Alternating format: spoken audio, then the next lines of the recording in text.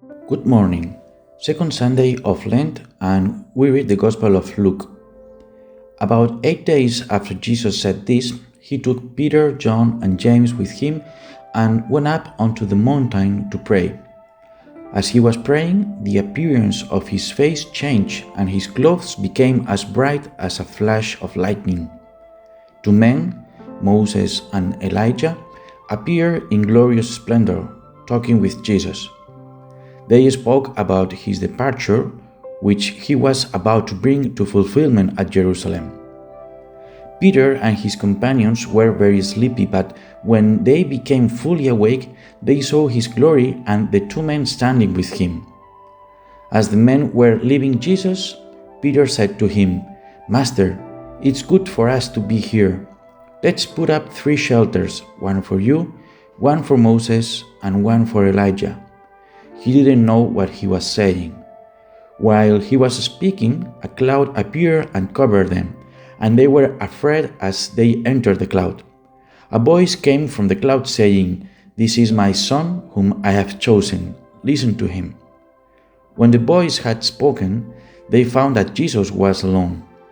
The disciples kept this to themselves and didn't tell anyone at that time what they had seen.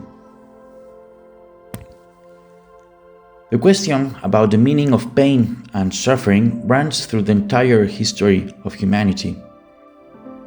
There is no one who hasn't asked himself about it, and at some point in his life journey through this world, the question has arisen in his mind: why now? Why me? To be honest, no one can explain the meaning of suffering. It's an enigma completely beyond our comprehension. The experience of the transfiguration of Jesus can offer us a key to answer the question, does it really all make sense? Let's put the Gospel in context. Christ was already on his way down to Jerusalem from Galilee and knew that it was his last journey, that in Jerusalem he was going to die crucified. Foreseeing the emotional shock it would be for his 12 apostles to see him totally broken on the wood of the cross, Jesus takes 3 of them up the mountain and was transfigured before them. What's the transfiguration? Let's say that he opened a window to the future. He showed them his glorious body, already risen from the dead, even before he had died on the cross, so that when they saw him dead a few days later, they would remember that Jesus had already foretold them that this would happen and that he would conquer death.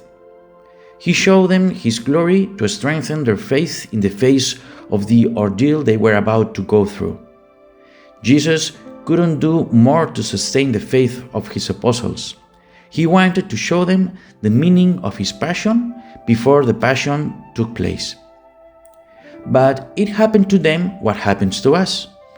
The meaning of something is almost never found before things happen, nor while they are happening, but we discover it sometime later.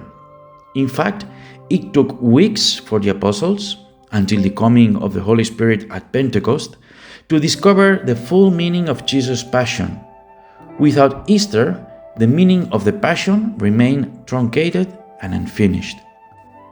Seemingly unrelated events years earlier turn out to make a lot of sense only sometime later.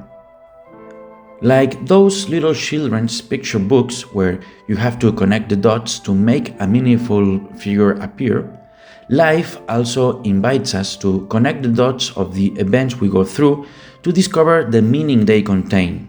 And as Steve Jobs noted, you can't connect the dots by looking forward in time. Like wanting to guess the form of the figure, to foresee what the meaning will be before it happens. But you can only connect the dots by looking backwards, once the events have already happened.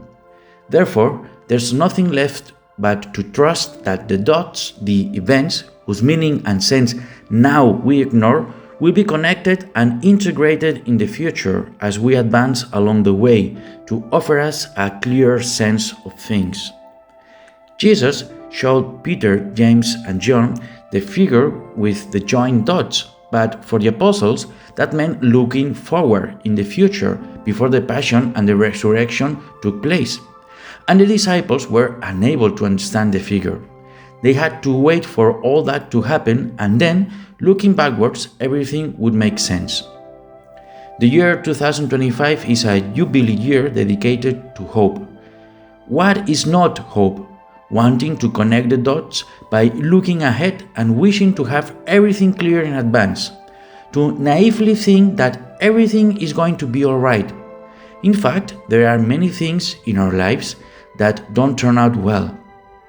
Václav Havel, the former president of the new Czech Republic, who passed away in 2011, left us a phrase to frame. Hope is not the same as optimism. It's not the conviction that something will turn out well, but the certainty that something makes sense however it turns out. Jesus, with this transfiguration, wanted to tell the apostles that his death, however painful and unjust it was, made sense.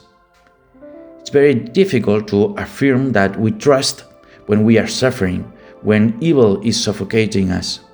We don't see what sense it can all make, and precisely because it's so difficult, we need to humbly ask God for the theological virtue of hope.